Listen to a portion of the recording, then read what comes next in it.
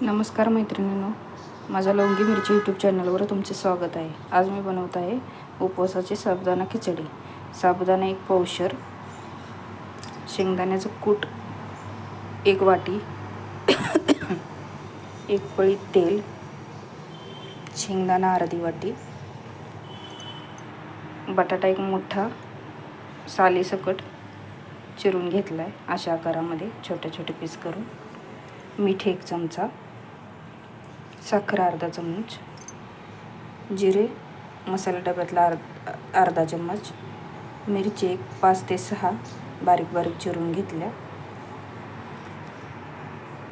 आता आपण कढईमध्ये तेल ओतूया.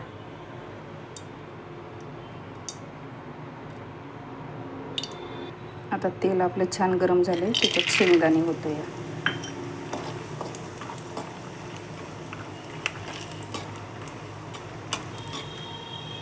आता आपण हिरवी मिरची बारीक चिरलेली टाकू, त्याला थोडीशी परतून घेऊ.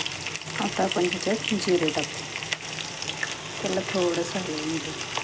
आता आपण ह्याच्यात बारीक चिरलेले बटाट्याचे पीस टाकू. याला पण चांगलं भाजून घेऊ. आता आपण ह्याच्यात साबुदाणा ओतू. आता छान परतून घेऊ.